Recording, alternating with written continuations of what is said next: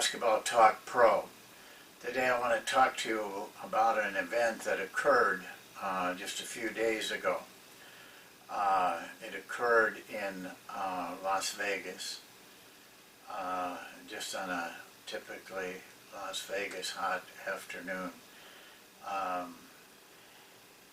The event was that the San Antonio Spurs Summer League team, NBA Summer League team, which had gone through the season successfully, which is a short season in the Summer League, and then had 3 games to win, 3 consecutive days, and they became the champions of the Summer League. In itself, that would not be probably such a big event. Probably not even many of you even knew the Summer League was going on. But this particular championship was an event of some importance, and I wanted to bring it out because the San Antonio Spurs were coached by Becky Hammon, a lady coach. She's the first lady assistant in the history of the NBA. Not only did she coach the team, but she won the championship. And I think that it has some real significance and some importance. First of all, the NBA is a copycat league, and so are the other colleges as well. I'm sure that this is going to bring some focus on those teams to consider assistant coaches, at least for the time being, as playing a significant role on their staff. And I think you'll see more women hired as a assistant coach. And then also, had a lot of media play. The media really made a big thing out of this, and are still doing it. And so that also brings attention onto this situation.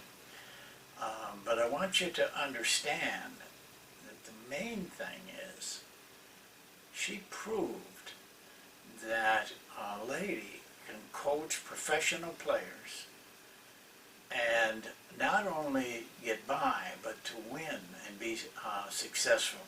Now, I don't know Becky Hammon. I don't even know much about her background, except she played 16 years in the WNBA, so chances are I did see her play sometime. But the name doesn't stand out. But I do know the Summer League. I do know the NBA. I do know the teams. I do know the players.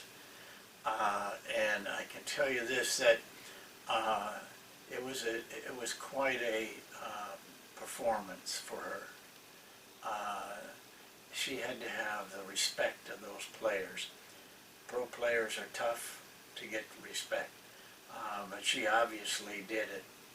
And then the other thing is she did it with an organization that's probably the most highly respected organization in the NBA, maybe in the world.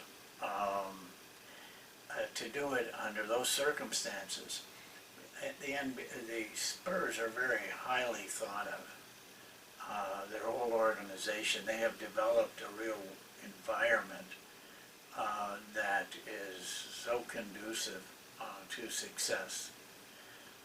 And of course, they're headed by a very strong coach.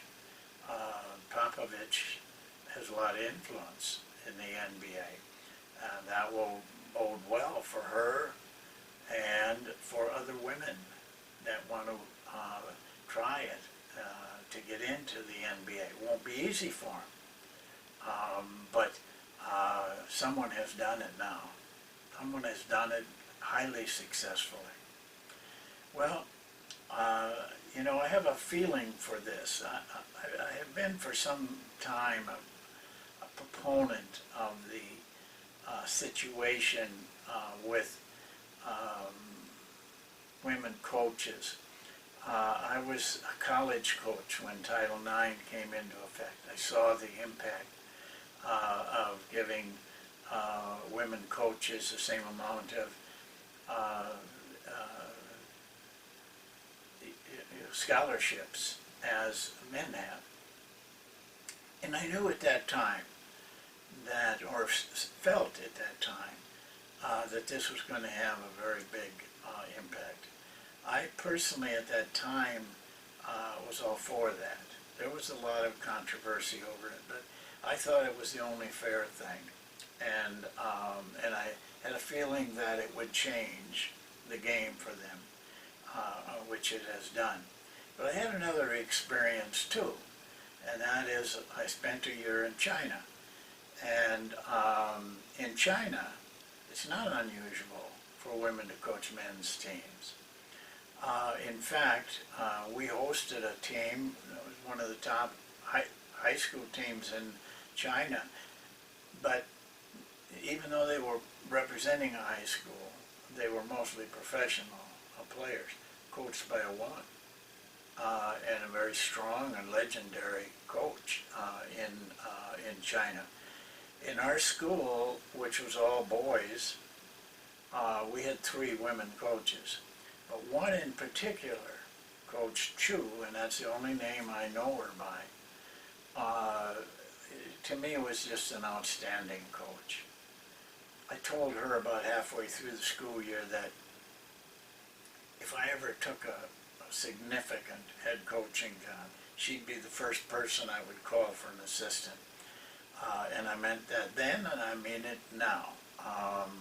I'm convinced she could come to the United States and be very successful, and either men or women at the Division I level, and maybe higher. She has only coached men, and boys are really, they call them boys, but they were men in our school. And so I know how good a coach can be. She's terrific. Put her up against anybody. So I felt it was possible, but I felt that it was kind of an unfair situation in our country. After Title IX, men began coaching women's teams. Now I think the percentage, I'm not dead sure on them absolutely accurate, but I'm pretty close. It's around 80% of in college of the women's teams are coached by men. I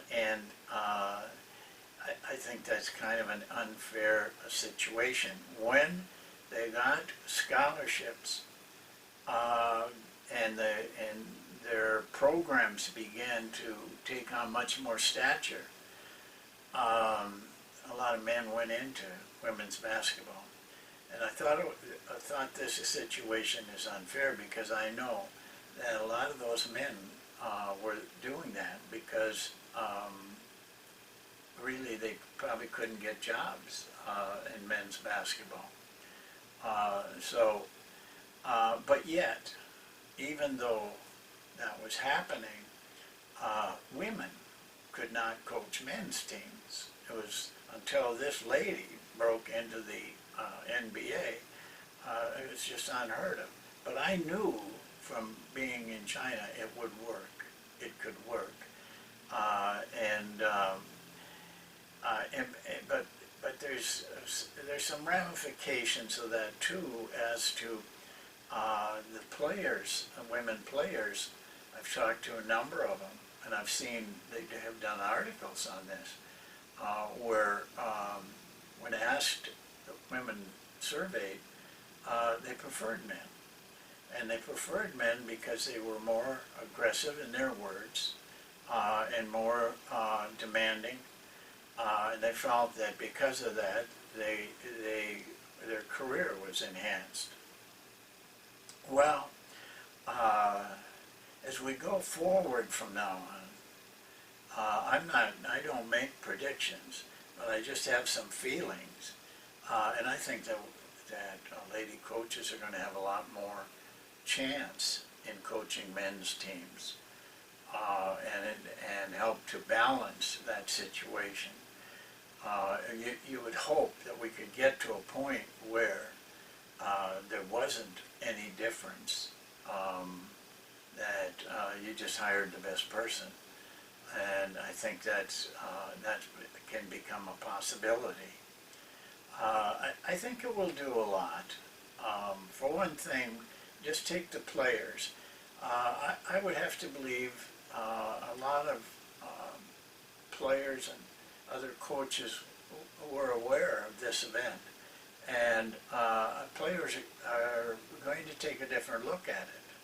I believe that they're going to be more accepting of women coaches coaching them.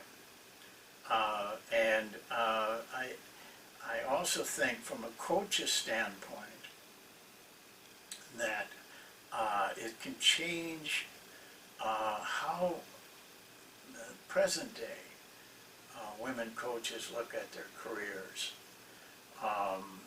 One of the, I read an article one time in Harvard Business Review, which is a very scholastic type of review magazine, and they wrote an article on the disparity between men's salaries and women's salaries doing the same, practically the same job. But the results of that study were a little bit surprising to everybody, because what they came up with was that men deserve more money because of their commitment to the job, which is, you can say the same thing in basketball. They were willing to spend more time at it, work harder at it, and so on.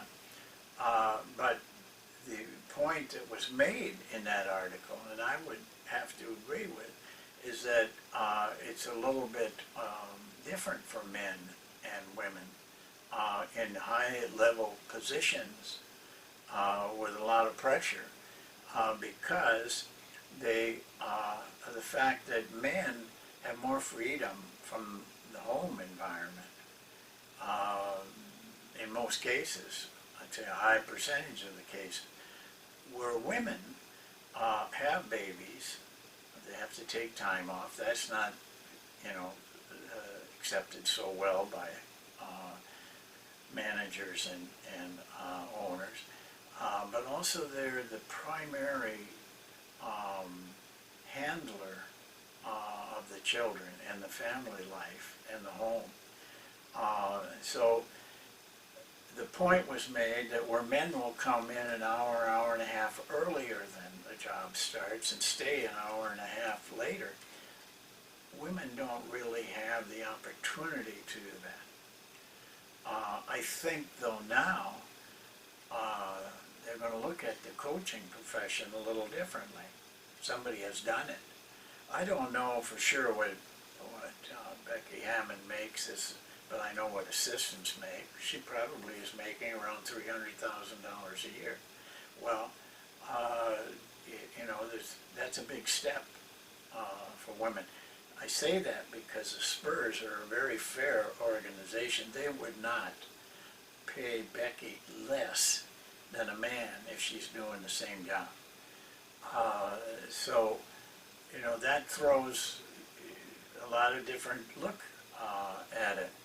So from that I have a feeling that women will find a way to do their job and still be, if they're married, still be able to handle the home as well. High-level executive women have found a way to do that, balance it, and still be the predominant figure in their families with their children. I just believe that this will be an event, though the summer leagues usually don't get any near this kind of attention. But I think it will spearhead a lot of different thinking. It'll take time. There'll be a lot of failures. a lot of successes.